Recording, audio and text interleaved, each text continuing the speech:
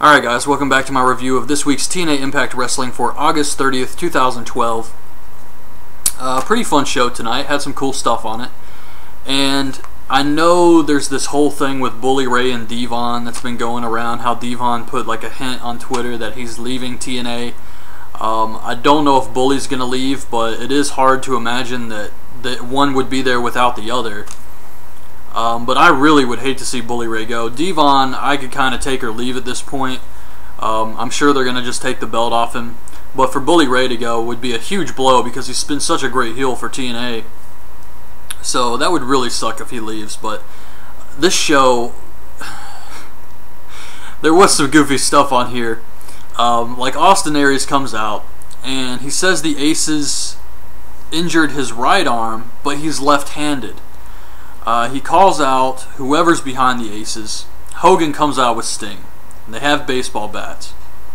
And Hogan says he's back as general manager, and the first thing he wants to do is thank Stingmon. He wants to thank Stingmon for running the show with a sperm hand. And I know he meant to say firm hand, but he said sperm hand, and I watched it back about 3 times, and it was just completely ridiculous. Hogan tells the Aces he wants a bloodbath, and Aries wants one of the Aces in a match. The Aces come on the screen. Now the guy is wearing a president patch. Don't know if it's the same guy. Who knows? They all wear masks, so you couldn't really tell. But this guy's wearing a president patch, so he says that they always do things their way. ODB calls Eric Young out, or doesn't call her. ODB calls Eric Young, and she's giving him until next week to get back to her, or they're over. We get Storm versus RVD in a Bound for Glory series match. RVD goes for Rolling Thunder, despite the fact that Storm is just standing in the corner, and gets hit with the last call super kick. Storm gets the win, 7 points. He tells Christy Hemme that he's going to win the title and he's in the Final Four.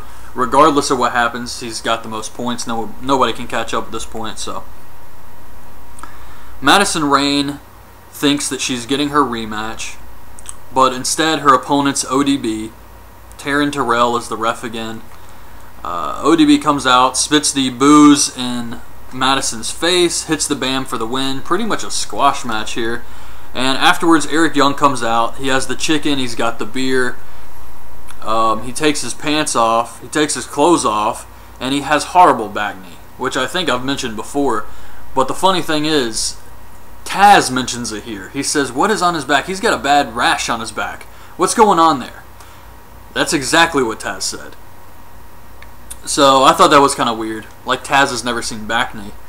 Anyway, yeah, they kiss, and that's it, really. I don't know where they're going to go with this. Eric Young does have the TV show on the Animal Planet. If anybody didn't know about that, that is why he's been gone. He's got this show, Extreme Catch or something like that, where he goes fishing, I think. I've never actually seen it, but it's pretty crazy that Eric Young has a TV show, and it's on Animal Planet, of all things. But we get a little preview of the Gut Check segment with Taz, Pritchard, and Al Snow talking about Chris Louie. After that match last week, I knew this was coming. It was just a really bad performance. We see Sting. He wants Hogan to go Hollywood on Kaz and Daniels. Daniels is wearing an awesome X-Men t-shirt. And Hogan wants to put him in a match. He's pissed off. Sting and Hogan use each other's catchphrases, and it was kind of goofy. We get AJ Styles versus Samoa Joe, Bound for Glory series. AJ gets Joe in an armbar, but Joe rolls him up and gets the win for 7 points. I'm glad they put Joe over. I really thought we're getting down to the Final Four. AJ Styles is going to win, but no, they kept it with Joe. I kind of thought Magnus would attack him afterwards, and I'm a little surprised he didn't, but Kurt Angle says that he has to beat Hardy tonight. We get the Gut Check with Chris Louie. And Taz made some good points. Pritchard made some good points earlier in the little backstage segment. And he really wasn't in the best shape. I mean, he did kind of get blown up out there last week. He wasn't hitting any moves that were impressive. The moves he did hit were botched. And I like the story. I thought Chris Louis has the best story of any of the gut check people so far. But that match was just so bad. You knew it wasn't going to get past. And Taz says no. Bruce Pritchard says you shouldn't be in this business. Or he says this business isn't for you or something. So he already gets 2 no's. He doesn't even get to cut a promo. Al Snow doesn't even get to vote. And that was it. Afterwards, Joey Ryan shows up. And he's got a megaphone this time. And he throws a drink in Al Snow's face, further building towards their match at Bound for Glory, which I think is going to happen. We see Joseph Park. He's back, and he's meeting with Hogan and Sting. He wants to help them with the Aces. Sting says, K-Fab. And Joseph Park says, K-Fab. And he walks away. Kurt Angle versus Jeff Hardy.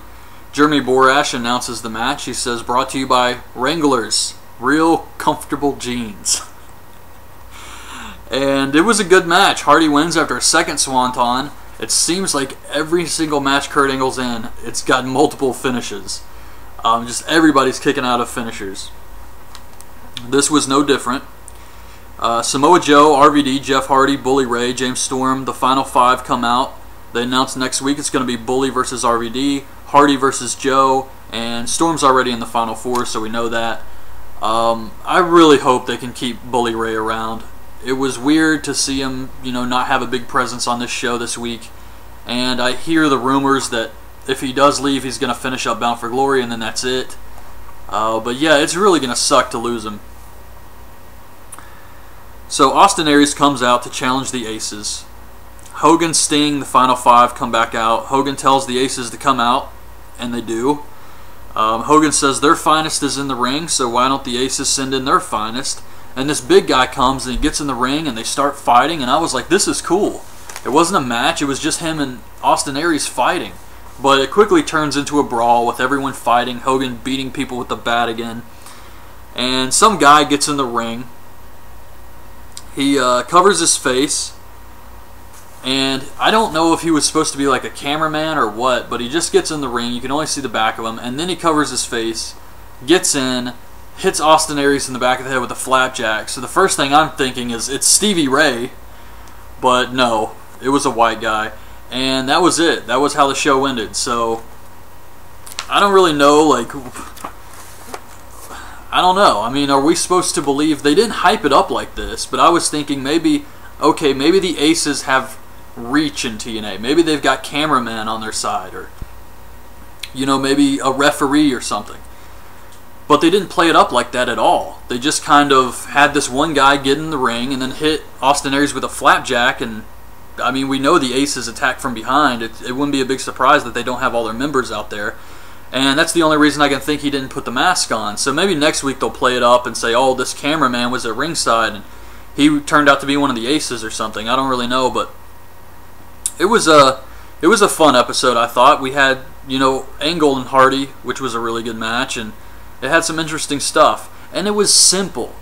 I'm not even sure how long this video is going to be because I really didn't have a lot to say taking notes and stuff, because it was a simple show. It was more about the wrestling matches, and they didn't do anything crazy like they did last week with Hogan coming back and all of that stuff. But yeah, this week I definitely thought was an improvement over last week. I did enjoy this week's episode. So that's it, guys. That's my review of this week's TNA Impact Wrestling. Hope you guys liked the video. Leave your thoughts on this week's episode in the comments below, and thanks for watching. Bye.